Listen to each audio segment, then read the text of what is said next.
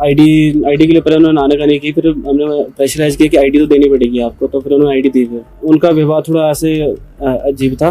तो वो guest room में ही रहते थे, उनका जैसे खाना वगैरह तो रूम में ही जाता था, एक दिन में एक आध बार निकलते होंगे, नहीं तो रूम में ही रहते थे।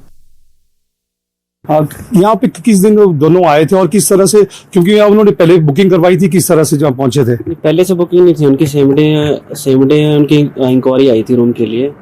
तो 10 तारीख को वो उन्होंने कॉल किया रूम के लिए, तो 10 तारीख को उन्होंने यहाँ पे चेक इन किया था।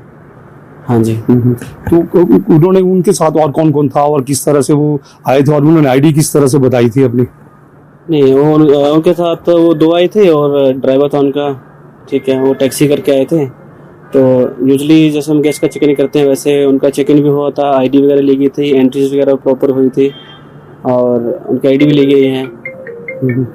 उन्होंने जब वो यहाँ पे पहुंचे थे तो उन्होंने कहा था वो पति पत्नी या प्रेमी है, किस तरह से बात हुई थी, कुछ पूछा गया था? नहीं, यूजली जैसे हम गेस्ट की आईडी मांगते हैं, जैसे हमने उनकी आईडी मांगी थी, तो लड़के से पहले लड़के से आईडी मांगी गई, तो लड़के ने आईडी दे दी। फिर हमने बोला कि हमें इनकी आईडी चाहिए, तो उन्होंने बोला कि वाइफ ही है। तो आईडी के लिए पहले उन्होंने आनाकानी की, फिर हमने प्रेशराइज किया कि आईडी तो देनी पड़ेगी आपको, तो फिर उन्होंने आईडी दी। फिर कितने दिन वो यहाँ पे रहे थे और कब से कब उन्होंने चेक इन किया था और चेकआउट कब किया था उन्होंने? वो आए थे 10 तारीख को। 10 तारीख को उनका चेक इन हुआ था इवनिंग टाइम पे, और 16 को उनका चेकआउट हुआ था। तो यूजली वो 6 दिन तक रहे थे यहाँ पे।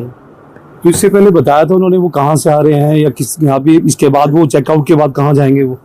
यूजली जो प्रोसीजर होता है हम पूछते हैं कि अभी कहाँ से आए, तो उन्होंने बताया कि मनाली से आए हैं, मनाली से आए हैं, और वापस उन्होंने बोला कि वापस हम यूपी जाएंगे।